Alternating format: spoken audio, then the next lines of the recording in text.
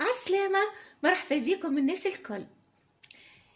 نحب في البداية نقدم تحية كبيرة للمشتركين في القناة، سواء قدم وإلا جدد، واللي مازال ما اشتركش في القناة ما ينساش باش يشترك وتفعلوا الجرس باش يخلط لكم كل جديد. اليوم ان شاء الله باش نعمل كيك المحلات، الكيك اللي بيعوها لباتيسوري، يعني محلات الحلويات، كيك بروفيسيونيل، كيك احترافي بمكون سري ان شاء الله تطلعوا عليه في الفيديو. هذا الكيك متاعي كيما تشوفوا، جاي هشوش يهبل، ما نقولكمش على البنه متاعو. خليكم توا مع الفيديو. نستحقوا في الوصفه هذه 5 بيضات، 200 جرام سكر،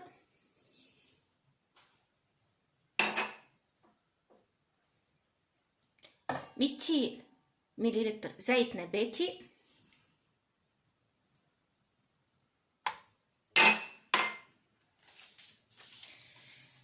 زوز باكوات سكر فانيليا،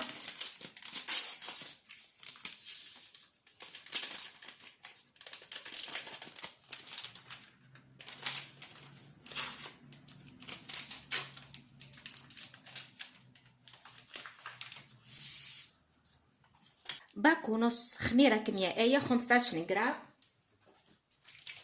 خميره حلويات،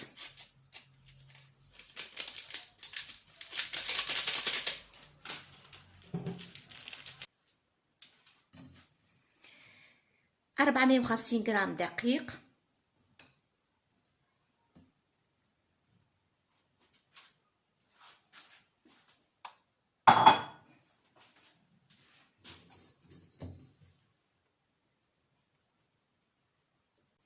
نغربلوه، 200 مليلتر حليب،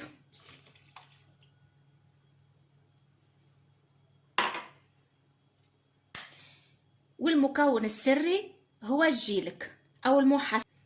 هذا يتباع عند اللي يبيعوا لوازم الحلويات، وراو ماهوش غالي، يعني سمو معقول.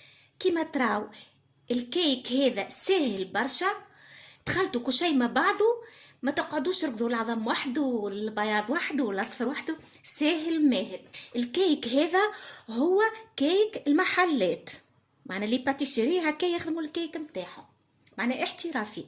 الكيك هذايا احترافي. توا باش نركض المكونات الكل مع بعضها مليح مدة 10 دقائق أقل حاجة لنتحصلوا على قوام أبيض.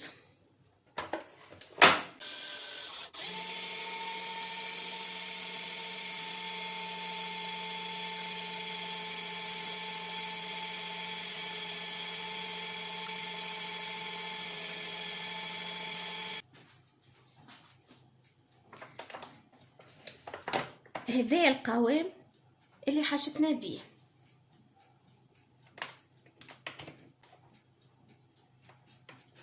باش نقارب لكم تزيدوا تشوفوا.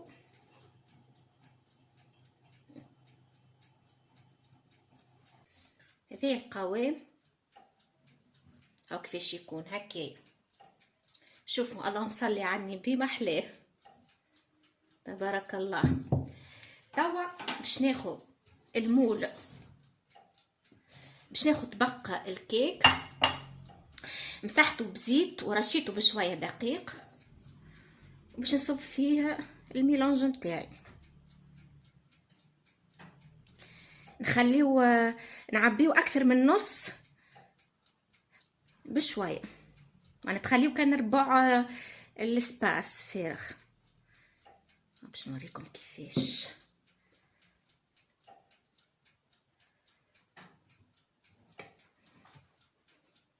تعبيوه بالطريقه هذه، تخليوه السباس خاطرو في الفور باش تضاعف الكميه نتاعو. لهوني عندي طبق ثاني،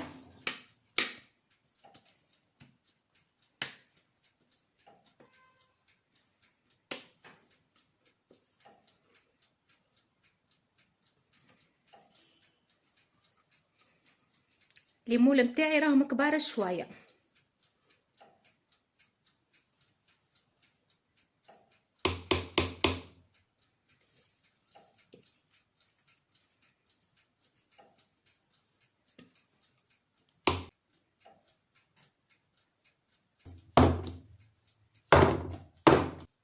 تو باش ناخذ بيبيت دو شوكولا، نعمل رشه من فوق ونرش على الكيك من فوق.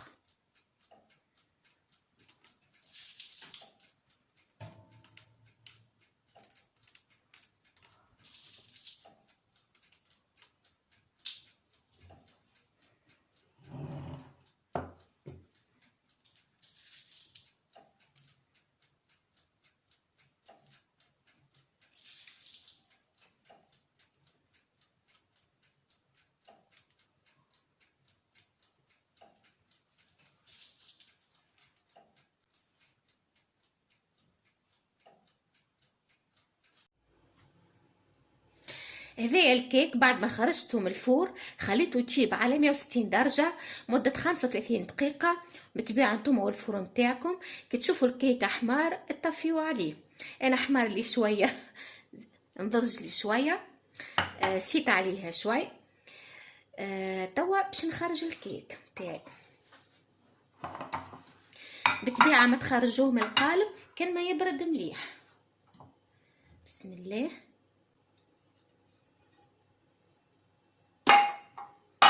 هذا الكيك نتاعي بعد ما طاب. كما قلت لكم انا نسيت عليه شويه وقت الطياب، اما مازال لاباس معناها متحرقش برشا، نضج شويه بركه.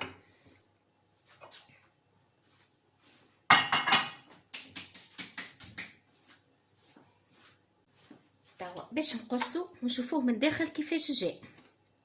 بسم الله.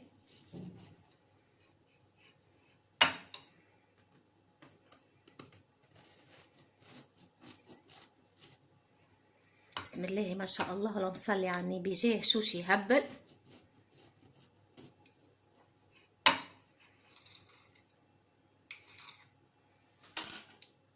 الكعبه راهي كبيره، مازال سخون كما شفتوا البخار خارج، مازال سخون ما صبرتش عليه انا. باش نشوفوه من داخل كيفاش.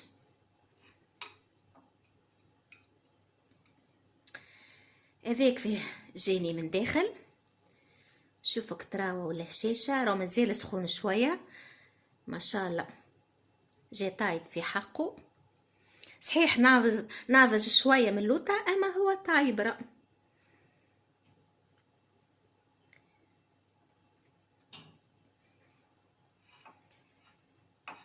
هاو الكيك متاعي.